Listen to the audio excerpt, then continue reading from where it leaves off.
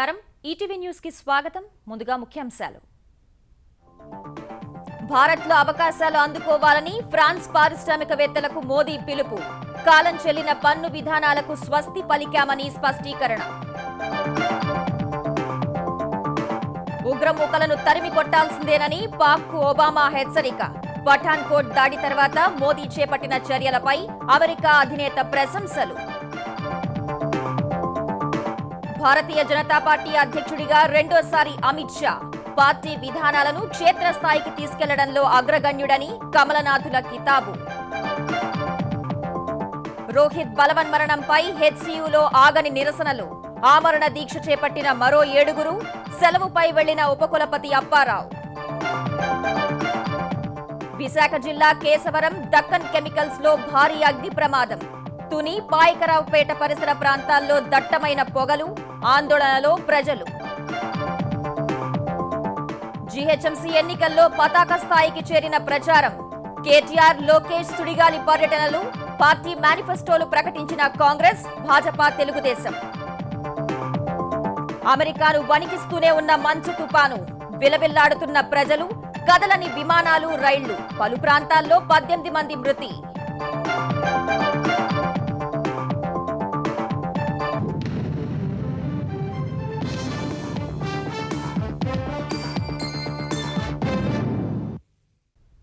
భారత్లో అందరికీ ఆమోదయోగ్యమైన పన్ను విధానాలను ప్రారంభించామని దేశంలో పెట్టుబడి అవకాశాలు అందుకోవాలని ప్రధాని నరేంద్ర మోదీ ఫ్రాన్స్ పారిశ్రామికవేత్తలకు పిలుపునిచ్చారు గతంలో అనుసరించిన పూర్వవర్తి పన్ను విధానాలకు స్వస్తి పలికామని చండీగఢ్లో జరిగిన భారత్ ఫ్రాన్స్ వాణిజ్య సదస్సులో స్పష్టం చేసిన మోదీ ప్రధానంగా రక్షణ రంగంలో 2 దేశాలు కలిస్తే అద్భుతాలు సృష్టించవచ్చని పేర్కొన్నారు ఇదే సమయంలో ఉగ్రవాద నిర్మూలనకు ఇరు దేశాలు కలిసి పనిచేయాల్సిన ఆవశ్యకతను వివరించారు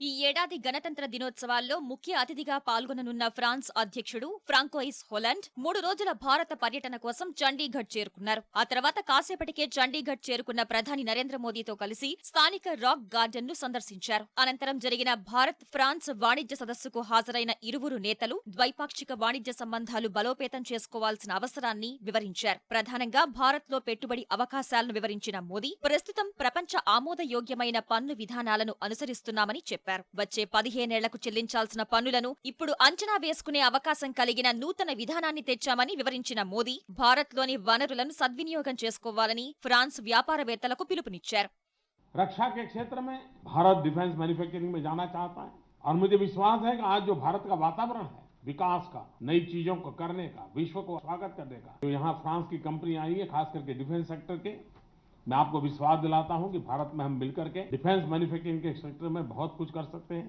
ఇదే సమయంలో ప్రస్తుతం భారత్లో సుస్థిర ప్రభుత్వం ఉందని గుర్తు చేసిన మోదీ ఇరు దేశాలు పరస్పర సహకారంతో ముందుకు సాగాల్సిన అవసరాన్ని వివరించారు कि हम 2 सरकारों के बीच या राजनीतिक दृष्टि से स्ट्रेटेजिक पार्टनरशिप है ऐसा नहीं है अगर हम बारीकी से देखें तो फ्रांस के पास जो सामर्थ्य है जो महारत उसको हासिल हुई है भारत की वो रिक्वायरमेंट है यानी एक प्रकार से मेड फॉर ईच अदर जैसा मामला है और इसलिए जो आपके पास है वो हमारी जरूरत है आपको जो इस मार्केट की जरूरत है वो मार्केट यहाँ पर अवेलेबल है लो कॉस्ट मैन्युफैक्चरिंग का आपका इरादा है वो संभावना यहाँ पर है और इसलिए भारत के पास फ्रांस के साथ मिलकर के काम करने की अनेक संभावनाएं बनी हुई है ఇరు దేశాలు పారిశ్రామిక రంగంలో ముందుకెళ్లాలంటే ఉమ్మడి శత్రువైన ఉగ్రవాదాన్ని తుదముట్టించాల్సిన అవసరం ఉందని ప్రధాని గుర్తు చేశారు और आतंकवाद की चुनौतियों के खिलाफ लड़ना ये मानवता का काम है और जो मानवता में विश्वास करते हैं उन सब ने मिलकर के आतंकवाद के खिलाफ लड़ना होगा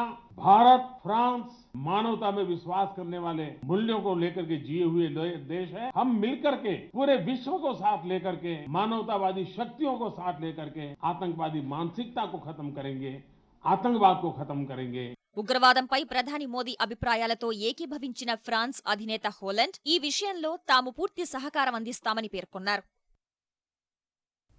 పాక్ నుంచి కార్యకలాపాలు సాగిస్తున్న ఉగ్రవాద సంస్థల్ని నాశనం చేయాల్సిందేనని అక్కడి ప్రభుత్వానికి అమెరికా అధ్యక్షుడు బరాక్ ఒబామా స్పష్టం చేశారు ఇందుకు పాక్ తీసుకోవాల్సిన చర్యలు ఎన్నో ఉన్నాయని పీటీఐ వార్తా సంస్థకు ఇచ్చిన ప్రత్యేక ముఖాముఖిలో చెప్పారు పఠాన్కోట్ ఉగ్రదాడి తర్వాత ప్రధాని మోదీ చేపట్టిన చర్యలపై అభినందనలు కురిపించిన ఒబామా భారత్, అమెరికా అత్యుత్తమ భాగస్వాములు కాగలవని పునరుద్ఘాటించారు. ఇరు దేశాల మైత్రి బలోపేతానికి చేస్తున్న కృషిని ఇకపై కొనసాగిస్తామన్నారు.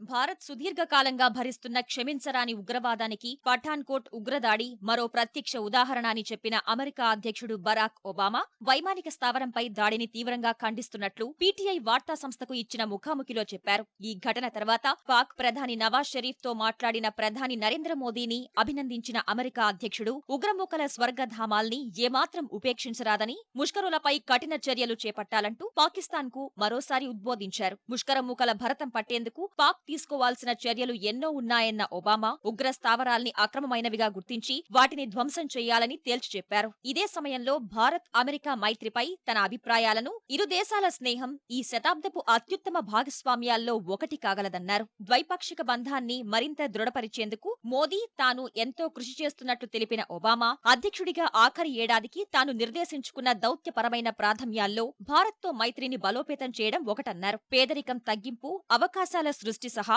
ద్వైపాక్షిక వాణిజ్యాన్ని సరికొత్త గరిష్ట స్థాయికి పెంచడం కోసం ఆర్థిక భాగస్వామ్యాన్ని మరింత విస్తృతపరిచేందుకు ప్రయత్నిస్తున్నట్టు వివరించారు. ఉమ్మడి సైనిక సాధనను మరింత ముమ్మరం చేయడం, ఆసియా పసిఫిక్, హిందూ మహాసముద్ర ప్రాంతాల్లో శాంతి, సుస్థిరతకు కృషి చేయడం సహా వాతావరణ మార్పు సమస్య పరిష్కారం కోసం ఉమ్మడిగా పనిచేస్తామని తెలిపారు. పాలనాపరమైన సంక్లిష్టతల్ని తగ్గించి భారత్లో వ్యాపారానుకూల వాతావరణం మెరుగుదలకు ప్రధాని నరేంద్ర మోదీ చేస్తున్న కృషిని ఒబామా ప్రశంసించారు. అమెరికా దగ్గరున్న సాంకేతికతను భారతీయ సంస్థలు ఉపయోగించుకునేందుకు వీలుగా ఎగుమతుల సంబంధిత నియంత్రణల్ని సడలిస్తామని సంకేతాలిచ్చారు. కొత్త ఏడాదిలో అమెరికా సంస్థలు భారత్లో అణు రియాక్టర్లు నెలకొల్పే దిశలో ఒప్పందాలు కుదురుతాయని ఒబామా విశ్వాసం వ్యక్తం చేశారు. దేశంలోని పలుచోట్ల ఉగ్రదాడులు జరగవచ్చన్న నిఘా వర్గాల హెచ్చరికలను దృష్టిలో పెట్టుకుని అన్ని రాష్ట్రాల్లో తనిఖీలు చేసిన ఎన్ఐఏ అరెస్టు చేసిన అనుమానితుల్లో ఇద్దరిని ఢిల్లీలోని ప్రత్యేక కోర్టు 13 రోజులు కస్టడీకి అప్పగించింది. ఐఎస్ఐఎస్తో సంబంధాలు ఉన్నాయనే అనుమానంపై హైదరాబాద్లో అరెస్ట్ చేసిన అబూ అనాస్, నఫీస్ ఖాన్లను ప్రత్యేక కోర్టు ఎన్ఐఏ కస్టడీకి అప్పచెప్పింది. మరోవైపు ఎన్ఐఏ అరెస్టు చేసిన మొత్తం 14 మంది ఐఎస్ఐఎస్ నాయకుడైన అబూ బక్ర్ అల్ బగ్దాదీ అనుచరులతో నిరంతరం సంప్రదింపులు జరిపారని ఎన్ఐఏ వర్గాలంటున్నాయి. ప్రధానంగా గణతంత్ర దినోత్సవ వేళ దేశంలోని ముఖ్యమైన ప్రాంతాల్లో దాడులు చేయాలని ఐఎస్ఐఎస్ నుంచి వారికి ఆదేశాలు అందినట్టు ఎన్ఐఏ వర్గాలు అనుమానిస్తున్నాయి. ఇందులో అమీర్గా చెప్పుకునే ముదబ్బీర్ ముస్తాక్ షేక్ ఓ స్పోర్ట్స్ కంపెనీ మేనేజర్గా వ్యవహరిస్తూ సామాజిక మాధ్యమాల ద్వారా భారత్లో కార్యకలాపాలను విస్తరించేందుకు ప్రయత్నించాడని ఎన్ఐఏ వర్గాలు పేర్కొన్నాయి. సిరియా, టర్కీ నుంచి అతడికి సొమ్ము అందినట్టు తెలిపిన ఆ వర్గాలు అతడిని ప్రశ్నిస్తే భారత్లో ఐఎస్ఐఎస్ దాడులకు సంబంధించి కుట్ర బయటపడే అవకాశముందని తెలిపాయి. ఇదే సమయంలో అరెస్టు చేసిన 14 మంది విచారణలో వెల్లడించిన సమాచారం ఆధారంగా దేశంలోని వేర్వేరు ప్రాంతాల్లో ఎన్ఐఏ ఇవాళ కూడా సోదాలు నిర్వహించినట్టు తెలుస్తోంది. భారతీయ జనతా పార్టీ జాతీయ అధ్యక్షుడిగా అమిత్ షా మరోసారి ఎన్నికయ్యారు. భాజపా అధ్యక్ష పదవి ఎన్నికల ప్రక్రియ చేపట్టిన ఆ పార్టీ ఇవాళ నామినేషన్ వేసేందుకు గడువు ముగిసే సమయానికి అమిత్ షా తరపున మాత్రమే నామపత్రాలు దాఖలు కావడంతో ఆయన ఏకగ్రీవంగా ఎన్నికయ్యారు. ఈ ఉదయం కార్యకర్తల నినాదాల మధ్య ఢిల్లీలోని భాజపా ప్రధాన కార్యాలయానికి చేరుకున్న అమిత్ షా అధ్యక్ష పదవికి నామపత్రాలు దాఖలు చేశారు. తర్వాత ఆయనకు మద్దతుగా ప్రధాని నరేంద్ర మోదీ సహా పలువురు కేంద్ర మంత్రులు, భాజపా పాలిత రాష్ట్రాల ముఖ్యమంత్రులు నామినేషన్లు వేశారు. చివరకు 12:30కు నామినేషన్ల దాఖలుకు గడువు ముగియగానే అమిత్ షా ఏకగ్రీవంగా ఎన్నికైనట్టు ఎన్నికల నిర్వహణాధికారి, భాజపా ఉపాధ్యక్షుడు అవినాష్ రాయ్ ఖన్నా ప్రకటించారు. ఆ వెంటనే భాజపా కార్యాలయంలో కార్యకర్తలు డప్పులు కొడుతూ సంబరాలు చేసుకున్నారు. పరస్పరం మిఠాయిలు పంచుకున్నారు. అనంతరం అమిత్ షాను రాజ్నాథ్, వెంకయ్య నాయుడు, స్మృతి ఇరానీ, నితిన్ గడ్కరీ సహా పలువురు కేంద్ర మంత్రులు అమిత్ షాను సత్కరించారు. మరోసారి ఎన్నికైనందుకు ప్రధాని మోదీ అమిత్ షాకు శుభాకాంక్షలు తెలిపారు. He is always on the move, taking the message of the party to the nook and corner of the country. Under his leadership, we have recorded notable victories. I am sure with the re-election of Amit Shah, the party will march forward and make tremendous progress in the coming days. I am sure about it. రాజకీయ సంక్షోభం నెలకొన్న అరుణాచల్ ప్రదేశ్లో రాష్ట్రపతి పాలన విధించే అవకాశం ఉంది. అరుణాచల్ ప్రదేశ్లో తాజా పరిస్థితులపై చర్చించిన కేంద్ర కేబినెట్ అక్కడ రాష్ట్రపతి పాలన విధించాలని ప్రణబ్ ముఖర్జీకి సిఫారసు చేసింది. గత ఏడాది డిసెంబర్లో గువాహటిలోని ఓ హోటల్లో 2 రోజులు ప్రత్యేకంగా నిర్వహించిన శాసనసభ సమావేశాల్లో కాంగ్రెస్ తిరుగుబాటు ఎమ్మెల్యేలు, భారతీయ జనతా పార్టీ సభ్యులు కలిసి అక్కడి కాంగ్రెస్ ప్రభుత్వంపై అవిశ్వాస తీర్మానం ప్రవేశపెట్టారు. 60 స్థానాలున్న అరుణాచల్ ప్రదేశ్ శాసనసభలో కాంగ్రెస్ కు మొత్తం 47 మంది సభ్యుల బలం ఉండగా వారిలో 26 మంది మాత్రమే ముఖ్యమంత్రి నాబమ్ టుకీకి మద్దతు పలికారు. ఫలితంగా అవిశ్వాస తీర్మానాన్ని ఆమోదించుకున్న తిరుగుబాటు ఎమ్మెల్యేలు, భాజపా సభ్యులు సభాపతి నాబమ్ రెబియాను పదవి నుంచి అభిశంసించారు. ఈ వ్యవహారంపై దాఖలైన వ్యాజ్యాన్ని ప్రస్తుతం సుప్రీంకోర్టు రాజ్యాంగ ధర్మాసనం పరిశీలిస్తుండగా అన్ని పరిణామాలను పరిగణనలోకి తీసుకున్న కేంద్ర మంత్రివర్గం అరుణాచల్ ప్రదేశ్లో రాష్ట్రపతి పాలనకు సిఫారసు చేసింది. ఈ నిర్ణయంపై మండిపడిన కాంగ్రెస్ ఇది ప్రధాని నరేంద్ర మోదీ రాజకీయ అసహనానికి నిదర్శనమని వ్యాఖ్యానించింది. పరిశోధక విద్యార్థి రోహిత్ ఆత్మహత్యకు నిరసనగా హెచ్సీయూలో ఆందోళన కొనసాగుతోంది. ఆమరణ దీక్ష చేపట్టిన 7 విద్యార్థులను నిన్న భద్రతా సిబ్బంది ఆసుపత్రికి తరలించగా ఇవాళ మరో 7 ఆమరణ దీక్షకు దిగారు. ఈ దీక్షలకు మద్దతుగా ఢిల్లీ జవహర్లాల్ నెహ్రూ యూనివర్సిటీలో 3 విద్యార్థులు ఆమరణ దీక్ష చేపట్టారు. మరోవైపు హెచ్సీయూ ఉపకులపతి అప్పారావు సెలవుపై వెళ్లగా ఆయన స్థానంలో బిపిన్ శ్రీవాస్తవ ఇన్ఛార్జిగా బాధ్యతలు చేపట్టారు. ముందు విద్యార్థులను శాంతింపచేసి విశ్వవిద్యాలయంలో కార్యకలాపాలు ప్రారంభించడమే తన ముందున్న లక్ష్యమని బిపిన్ శ్రీవాస్తవ చెప్పారు. పరిశోధక విద్యార్థి రోహిత్ బలవన్మరణానికి కారకులైన వారిని శిక్షించాలనే డిమాండ్తో హైదరాబాద్ విశ్వవిద్యాలయంలో ఆమరణ దీక్ష చేపట్టిన 7 విద్యార్థులను నిన్న భద్రతా సిబ్బంది భగ్నం చేయగా ఇవాళ మరో 7 ఆమరణ దీక్ష చేపట్టారు. రోహిత్ ఆత్మహత్య తర్వాత తాము చేసిన డిమాండ్లు పరిష్కరించే వరకు ఆందోళన విరమించే ప్రసక్తే లేదని విద్యార్థులు స్పష్టం చేశారు. ఈ నెల 27న తలపెట్టిన చలో హెచ్సీయూ కార్యక్రమానికి దేశంలోని అన్ని కేంద్రీయ విశ్వవిద్యాలయాలకు చెందిన విద్యార్థులు తరలివస్తారని ప్రకటించారు. హెచ్సీయూలో విద్యార్థులకు రాజకీయ ప్రజా సంఘాల మద్దతు కొనసాగుతోంది. కాంగ్రెస్ విద్యార్థి సంఘం నేత రోజీ ఎం జాన్, కాంగ్రెస్ లోక్సభ ప్రతిపక్ష నేత మల్లికార్జున ఖర్గే హెచ్సీయూలో దీక్ష చేస్తున్న విద్యార్థులను కలిసి మద్దతు తెలిపారు. ये तो इंटॉलरेंस है। अगर किसी की विचारधारा को अगर आप काटना चाहते हैं, उसकी जबान को बंद करना चाहते हैं, ये इस देश में नहीं होगा।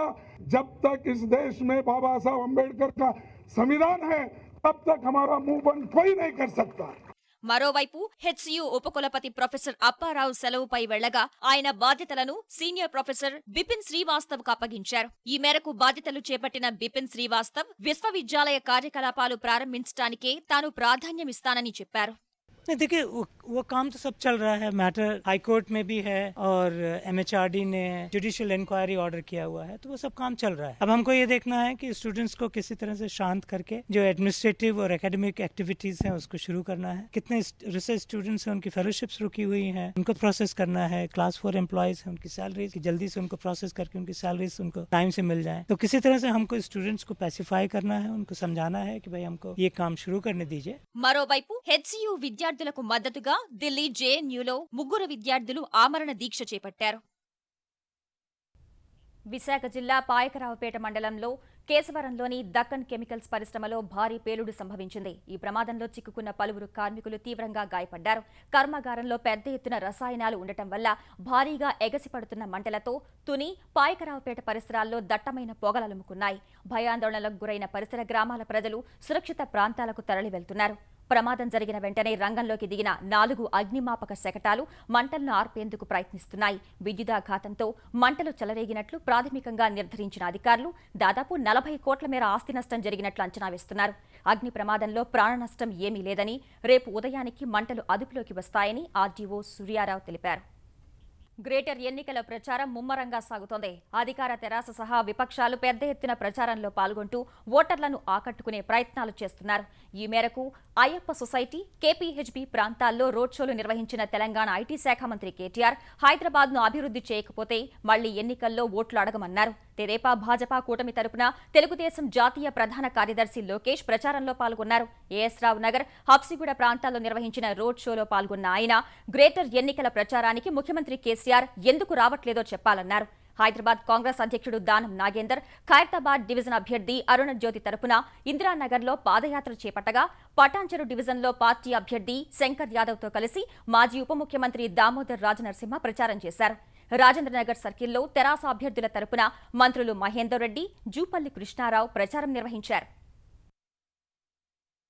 కాంగ్రెస్ ప్రభుత్వం పెట్టిన అడ్డమైన కండిషన్లు పేదవాళ్లకు కనీసం కడుపు నిండా భోజనం చేయడానికి అవస్థలు పెట్టిన కాంగ్రెస్ ప్రభుత్వం పెట్టిన పెట్టిన కండిషన్లను తీసి పక్కన పెట్టినాం. రూపాయి కిలో బియ్యం మనిషికి 4 కిలోలు, ఇంటికి 20 కిలోలు అనే ఒక కండిషన్ కాంగ్రెస్ ప్రభుత్వం పెట్టింది. కానీ మన ప్రభుత్వం వచ్చిన తర్వాత రూపాయి కిలో బియ్యాన్ని అట్లే ఉంచి మనిషికి 4 కిలోలు కాదు 6 కిలోలు చేసుకున్నాం. ఈ రోజు హైదరాబాద్ ప్రపంచంలో అందరికి తెలుసంటే దానికి కారణం ఎవరు? కాంగ్రెస్ వాళ్ళ, టిఆర్ఎస్ వాళ్ళ, లేదంటే తెలుగుదేశం పార్టీయా? మనం ఆన్లైన్ ఇంటర్నెట్ కెళ్ళి హైదరాబాద్ కొడితే 3 ఇమేజ్లు వస్తాయి. ఒకటి మన చార్మినార్, రెండోది బుద్ధుడు, మూడోది హైటెక్ సిటీ. ఈ మూడిట్లో 2 కట్టిన ఘనత ఎవరిది? ఒకటి మన స్వర్గీయ నందమూరి తారక రామారావు గారిది, 2 మన ప్రియతమ నేత చంద్రబాబు నాయుడు గారిది. గ్రేటర్ హైదరాబాద్ ఎన్నికలకు గడువు సమీపిస్తున్న వేళ ప్రధాన పార్టీలు ఒక్కొక్కటిగా మేనిఫెస్టోను విడుదల చేస్తున్నాయి. అధికార తెరాస ఇప్పటికే తమ పార్టీ కార్యాచరణను విడుదల చేయగా తాజాగా కాంగ్రెస్ కూడా మేనిఫెస్టోను ప్రకటించింది. హైదరాబాద్ గాంధీ భవన్లో తెలంగాణ పీసీసీ అధ్యక్షుడు ఉత్తమ్ కుమార్ రెడ్డి ఈ మేరకు పార్టీ కార్యాచరణ పత్రాన్ని విడుదల చేశారు. భాగ్యనగర్ అభివృద్ధికి తాము చేపట్టే చర్యలను ప్రణాళికలు వివరించిన ఆయన మేయర్ పీఠాన్ని కైవసం చేసుకుంటామని విశ్వాసం వ్యక్తం చేశారు. కాంగ్రెస్ అధికారంలో ఉన్నప్పుడు ఎన్నో అభివృద్ధి పనులు జరిగాయని, అయితే అధికార తెరాస మాత్రం అదంతా తమ ఘనతగా చెప్పుకుంటోందని ఉత్తమ్ ఆక్షేపించారు. డ్రింకింగ్ వాటర్ కి అత్యంత ప్రాధాన్యం ఇస్తాము. మంచినీరు ఉచితంగా ఇవ్వబోతున్నాము. అంతర్జాతీయ స్థాయి కొత్త సివరేజ్ అండ్ డ్రైనేజ్ సిస్టమ్ కట్టే విధంగా మేము ఎఫర్ట్స్ తీసుకుంటామని మనం చేస్తున్నాను. హైదరాబాద్ లో ఉన్న విద్యార్థులకి మరి మైగ్రెంట్ లేబర్ కి ఒక కొత్త ఎన్ఆర్ఐసీఎల్ ఏర్పాటు చేసి ప్రపంచంలో ఎక్కడైనా సరే మంచి ఉద్యోగాలు రావడానికి మరి ప్రత్యేక కార్యక్రమాలు చేపడతామని చెప్పి మనం చేస్తున్నాను. సీమాంధ్ర ప్రాంతం నుంచి హైదరాబాద్ లో నివసిస్తున్న వాళ్ళకి సంపూర్ణ రక్షణ, సెటిలర్స్ విషయంలో ఎప్పుడు కాంగ్రెస్ పార్టీ ముందుంటుందని చెప్పి మనం చేస్తాను. అటు తెలుగుదేశం, భారతీయ జనతా పార్టీ కూటమి కూడా తమ ఎన్నికల మేనిఫెస్టోను విడుదల చేసింది. హైదరాబాద్ మారియట్ హోటల్లో నిర్వహించిన ప్రత్యేక కార్యక్రమంలో పాల్గొన్న ఇరు పార్టీల నాయకులు vision document for happy Hyderabad పేరిట కార్యాచరణ పత్రాన్ని విడుదల చేశారు. భాజపా తెదేపా కూటమిపై నమ్మకం ఉంచి గెలిపిస్తే హైదరాబాద్లో అవినీతి రహిత పాలన అందిస్తామని నేతలు భరోసా ఇచ్చారు. పేదల సమస్యలను, నగరవాసుల అవసరాలను దృష్టిలో ఉంచుకుని గ్రేటర్ ఎన్నికల మేనిఫెస్టో రూపకల్పన చేసినట్లు తెలుగుదేశం, భారతీయ జనతా పార్టీ తెలంగాణ అధ్యక్షులు ప్రకటించారు. ఈరోజు కూడా షెహర్ హమారా అన్నదంతో హ్యాపీ హైదరాబాద్. గతంలో ఘర్షణతో కూడుకున్నటువంటి వాతావరణం హైదరాబాద్ లో ఉంటుండే, ఆ ఘర్షణ లేకుండా మంచి వాతావరణం సృష్టించినటువంటి మా పార్టీలకు ఇటు సైకిల్ గుర్తుపైన, పువ్వు గుర్తుపైన మీరందరూ కూడా ఆశీర్వదించి మా అభ్యర్థులను గెలిపించాలని చెప్పని ప్రధానంగా విజ్ఞప్తి చేస్తున్నాం. హైదరాబాద్ నగరం అభివృద్ధి చెందాలంటే కేంద్ర సహకారం లేకుండా అభివృద్ధి జరగదు. ఈ రోజు టిఆర్ఎస్ ప్రభుత్వము మాది మిగులు బడ్జెట్ అని, మాది ధనిక రాష్ట్రం అని ఎంతో ప్రచారం చేసుకున్నది. కానీ ఈ రోజు పూర్తి స్థాయిలో వాళ్ళు ప్రకటించినటువంటి ఏ పథకం కూడా ఈ రోజు రాష్ట్ర ప్రభుత్వం అమలు చేసే పరిస్థితి లేదు. అన్లెస్ కేంద్ర ప్రభుత్వ సహకారం లేకపోతే ప్రజలను ఊహాలోకంలో గులాబీ రంగుల్లో ముంచుతున్నారు తప్ప ఏ ఒక్క పథకం అమలు చేయడానికి నిధులు లేవు. హైదరాబాద్ మహానగరపాలక సంస్థ పాలనలో భాగస్వాములు కావాలంటే నగర పరిధిలో ప్రతి ఓటరు తమ ఓటు హక్కును వినియోగించుకోవాలని జీహెచ్ఎంసీ కమిషనర్ జనార్దన్ రెడ్డి కోరారు. ఓటు హక్కుపై ప్రజల్లో అవగాహన పెంచే లక్ష్యంతో లెట్స్ ఫర్ ఓట్ సంస్థ హైదరాబాద్ కేబీఆర్ పార్క్ వద్ద నిర్వహించిన 3 కిలోమీటర్ల నడకలో పాల్గొన్న జనార్దన్ రెడ్డి గ్రామీణ ప్రాంతాల్లో కంటే పట్టణాల్లోనే తక్కువ ఓటింగ్ నమోదు కావడం ఆందోళన కలిగిస్తోందని చెప్పారు. విద్యావంతులు ఉండే పట్టణాల్లో ఈ ధోరణి సరికాదన్న ఆయన యువతీ యువకులు ఓటు హక్కు వినియోగించుకోవడంలో ముందుండాలని కోరారు. ఓటు హక్కును వినియోగించుకున్నప్పుడే నాయకులను ప్రశ్నించే హక్కు ఉంటుందని నడకలో పాల్గొన్న యువతీ యువకులు సూచించారు. వాహనాల రద్దీతో రోజురోజుకు పెరిగిపోతున్న కాలుష్య నిర్మూలన కోసం నగరవాసులు కృషి చేయాలని చేవెళ్ల ఎంపీ విశ్వేశ్వర్రెడ్డి కోరారు.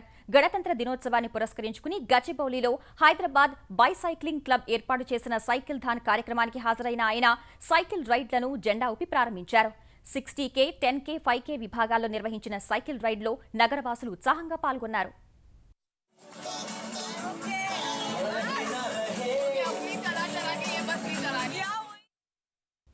హైదరాబాద్ను ఆంధ్రప్రదేశ్ను అభివృద్ధి చేసే సత్తా ఒక్క చంద్రబాబుకే ఉందని మంత్రులు ప్రత్తిపాటి పుల్లారావు, రావెల కిషోర్ బాబు వ్యాఖ్యానించారు. గుంటూరులో 10 కిలోమీటర్ల నడకను జెండా ఊపి ప్రారంభించిన మంత్రులు రాష్ట్ర అభివృద్ధిలో యువత అంతా ఒకే తాటిపై నడవాలని సూచించారు. 12 ఏళ్లుగా గుంటూరులో ప్రతిష్టాత్మకంగా నిర్వహిస్తున్న ఈ 10K నడకలో ఈసారి యువత పెద్ద ఎత్తున పాల్గొంది. నగరంలోని విద్యానగర్ నుంచి ప్రధాన రహదారుల మీదుగా సాగిన నడకలో ప్రజాప్రతినిధులు సహా వృద్ధులు, ఉద్యోగులు, సినీ ప్రముఖులు అంతా ఉత్సాహంగా పాల్గొన్నారు. కార్యక్రమంలో సినీ ప్రముఖుల నృత్యాలు అందరినీ ఆకట్టుకున్నాయి.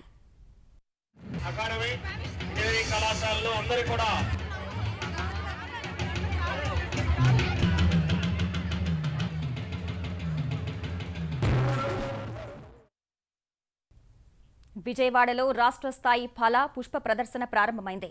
3 రోజులు సాగే ఈ ప్రదర్శనను కేంద్ర మంత్రి సుజనా చౌదరి, ఆంధ్రప్రదేశ్ డీజీపీ జేవీ రాముడు ప్రారంభించారు. హరిత ప్రియ ప్లాంట్ లవర్స్ సొసైటీ ఆధ్వర్యంలో ఫన్ టైమ్ క్లబ్ ఏర్పాటు చేసిన ఈ ప్రదర్శనలో 11 విభాగాల్లో 500కు పైగా రకాల మొక్కలను పెట్టారు. ప్రధానంగా బోన్సాయి మొక్కలు, ఇన్ బనాగా పిలుచుకునే జపాన్ తరహా పూల అలంకరణ ప్రత్యేక ఆకర్షణగా నిలిచాయి. కొన్ని రోజుల నుంచి అమెరికాను వణికిస్తున్న మంచు తుపాను మరింత తీవ్రమై జనజీవనాన్ని అతలాకుతలం చేస్తోంది. ఇప్పటివరకు దేశవ్యాప్తంగా మంచు తుపాను దాటికి 18 మంది మరణించగా రోడ్డు, రైలు మార్గాలు మంచు దిగ్బంధంలోనే ఉన్నాయి. 10 రాష్ట్రాల్లో అత్యవసర పరిస్థితిని కొనసాగిస్తున్న అమెరికా సర్కార్ ప్రస్తుతం తుఫాన్ ఆర్కిటిక్ తీరాన్ని దాటిందని, మరో 48 గంటలు అత్యంత అప్రమత్తంగా ఉండాలని ప్రజలను హెచ్చరించింది. రోజురోజుకు తీవ్రమవుతున్న మంచు తుపాను ధాటికి అమెరికాలో లక్షలాది మంది ఇబ్బంది పడుతున్నారు. వాషింగ్టన్, న్యూయార్క్ మహానగరాలు సహా అమెరికాలోని 10 రాష్ట్రాలు మంచు తుపానుతో అతలాకుతలమవుతున్నాయి. దాదాపు 3 అడుగుల మేర పేరుకుపోయిన మంచు సుమారు 8,50,00,000 మందిపై ప్రభావం చూపుతోంది. పలు ప్రాంతాల్లో విద్యుత్ వ్యవస్థ స్తంభించి తాగునీరు, ఆహారం దొరక్క ప్రజలు అవస్థలు పడుతున్నారు. దాదాపు 13 రాష్ట్రాల్లో వ్యాపార కార్యకలాపాలు స్తంభించాయి. న్యూయార్క్ లో దుకాణాలు మూతపడగా వాషింగ్టన్ లాంటి నగరాల్లో కొన్ని దుకాణాలు తెరిచినప్పటికీ రవాణా ఆంక్షలు ఉన్నందున వినియోగదారులు కరువయ్యారు.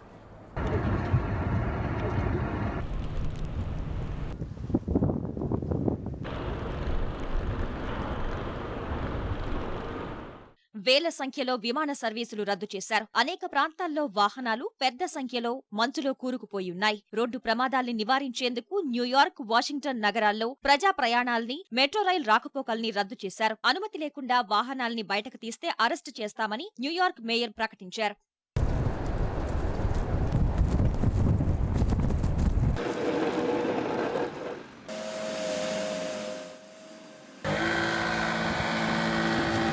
కొన్ని ప్రాంతాల్లో ఉష్ణోగ్రతలు పెరుగుతూ ఉండగా అప్పటికే కురిసిన మంచు కరిగి వరదలు సంభవిస్తున్నాయి. న్యూజెర్సీలో వరద తీవ్రతకు ప్రజలు ఇళ్లకే పరిమితమవుతున్నారు.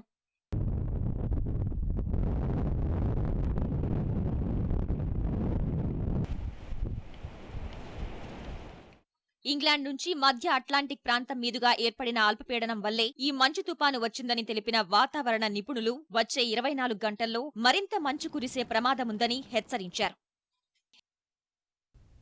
ప్రతి వ్యక్తి సాహసాన్ని ఓ స్వభావంగా అలవర్చుకోవాల్సిన అవసరం ఉందని ప్రధాని నరేంద్ర మోదీ అన్నారు. 2015కు సంబంధించి జాతీయ సాహస పురస్కారాలు ప్రదానం చేసిన మోదీ చిన్నారుల్ని, వారి తల్లిదండ్రుల్ని అభినందించారు.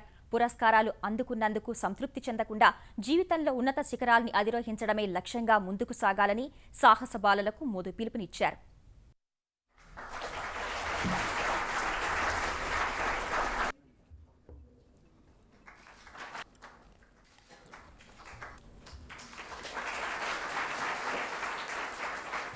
किसी का साहस किसी को नई जिंदगी देता है. किसी के जीवन में साहसी स्वभाव बनना चाहिए. सामान्य रूप से व्यक्ति बहादुर है इसलिए साहसी होता है ऐसा जरूरी नहीं है, लेकिन जब तक भीतर संवेदना नहीं होती है साहस प्रकट नहीं होता है. किसी के लिए कुछ करने का भाव सहज रूप से स्वभाव का हिस्सा नहीं हुआ है तो नहीं होता है, और ये तब होता है जब हर एक के प्रति अपनापन का भाव हो. ఖమ్మం జిల్లా భద్రాద్రి శ్రీరాముడి సన్నిధిలో నిర్వహించిన సామూహిక కూచిపూడి నృత్య ప్రదర్శన పలు రికార్డులు సాధించింది. తెలుగు రాష్ట్రాల నుంచి తరలివచ్చిన 999 మంది నృత్య కళాకారులు నిర్వహించిన ప్రదర్శన Telugu book of records, wonder kids book of రికార్డ్స్లో చోటు సంపాదించింది. భక్త రామదాస కీర్తనలకు అనుగుణంగా ప్రదర్శించిన నృత్యం అందరినీ ఆకట్టుకుంది. ఆదివారం కావడం సహా నృత్య ప్రదర్శనకు వచ్చిన వారితో రామాలయం కిటకిటలాడింది.